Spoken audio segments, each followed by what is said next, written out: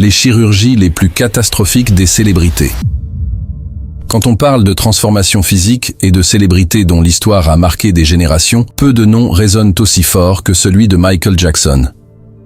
Derrière, le roi de la pop, se cachait un homme en guerre contre lui-même, un homme dont la vie fut marquée par des succès incroyables, mais aussi par des blessures invisibles, des obsessions et des choix qui l'ont façonné bien au-delà de la scène et des projecteurs. Tout commence à Gary, dans l'Indiana, en 1958. Michael Joseph Jackson naît le 29 août dans une famille modeste, 7e enfant d'une fratrie de 9. Dès ses premières années, il est plongé dans un univers où la musique et la performance sont à la fois refuge et prison. Son père, Joseph Jackson, est strict, autoritaire et parfois violent. Les répétitions sont incessantes, souvent accompagnées de cris et de réprimandes. L'enfant Michael apprend rapidement que pour survivre dans cette famille et dans ce monde de scène, il doit être parfait. L'amour, même familial, se gagne par l'excellence et la discipline. Cette pression précoce, combinée à sa sensibilité innée, marquera le reste de sa vie et posera les bases de son obsession pour l'image et la perfection. À seulement 11 ans, Michael devient la voix principale des Jackson 5. Succès fulgurant, tournée, fans hystériques. Le monde entier le célèbre, mais lui ne se sent pas à la hauteur. Les caméras capturent son sourire éclatant, mais dans le miroir, il se déteste. Ses frères se moquent de son nez jugé trop large ou de sa peau trop foncée. Ces moqueries, même innocentes, s'ancrent profondément. Michael commence à percevoir son apparence comme un obstacle à l'amour et à l'acceptation. En 1979, lors d'une répétition, il chute et se fracture le nez. Une intervention chirurgicale est nécessaire pour réparer la cloison nasale et permettre une respiration normale. Mais le résultat ne satisfait pas Michael. Il se regarde dans le miroir et se sent trahi par son propre visage. Cette première opération devient le point de départ d'une longue série de chirurgies. Ce n'est plus seulement une question médicale, mais le début d'une obsession. La volonté de corriger ce qu'il considère comme des imperfections, de reconstruire un visage qui reflète enfin son image intérieure. Les années 1980 marquent de l'apogée de sa carrière artistique. Avec des albums comme Thriller, Off the Wall et Bad, Michael devient une légende vivante. Chaque chanson, chaque clip, chaque performance est célébrée. Mais plus le monde l'admire,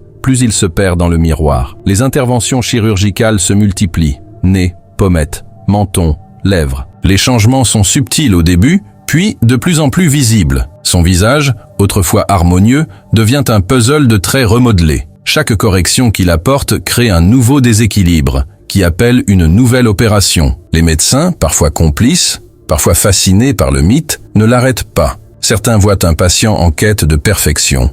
D'autres, une source de prestige et de revenus. Puis, le vitiligo apparaît. Cette maladie dépigmente certaines zones de sa peau. Michael utilise du maquillage blanchissant, des crèmes puissantes et des traitements pour uniformiser son teint. À l'époque, le public et les médias ne comprennent pas. Les rumeurs fusent. Michael Jackson veut devenir blanc. Le mythe se construit autour de son apparence, tandis que la réalité médicale et psychologique est ignorée. Cette incompréhension renforce l'isolement de Michael, qui se replie davantage sur lui-même, craignant le jugement et le rejet. Dans les années 1990, ces transformations s'accélèrent. Les pommettes sont rehaussées, la mâchoire affinée, le menton sculpté. Michael devient méconnaissable aux yeux de beaucoup.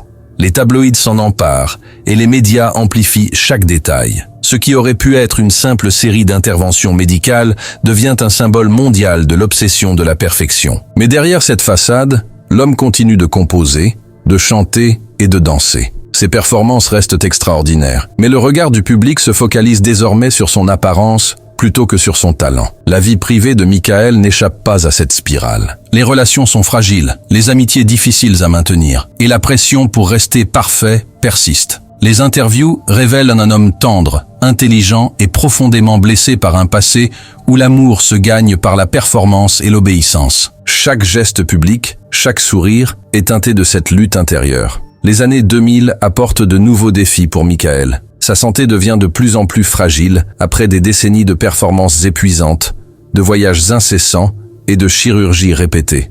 Chaque concert, chaque répétition lui coûte physiquement, et son corps commence à montrer les signes de l'usure. Pour gérer la douleur, la fatigue et le stress, il dépend de plus en plus des médicaments, qui deviennent à la fois un soutien et un piège. Malgré ces difficultés, Michael reste extrêmement créatif.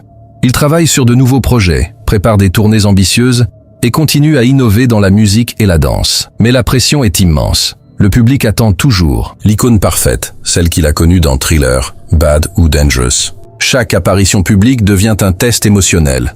Ses gestes, son sourire, ses yeux trahissent la fatigue et la douleur. Les fans, souvent aveuglés par l'image mythique qu'ils ont de lui, remarquent son apparence transformée, mais ignorent la profondeur de ses souffrances. Le 25 juin 2009, le monde apprend sa disparition. Officiellement, la cause est une overdose d'anesthésiants administrée pour soulager ses douleurs et l'aider à dormir. Mais au-delà du chiffre, au-delà des rapports médicaux, il y a l'histoire d'un homme qui n'a jamais su s'arrêter, qui a tout donné à son art, à son public, et qui a payé ce don au prix fort sur son corps et son esprit.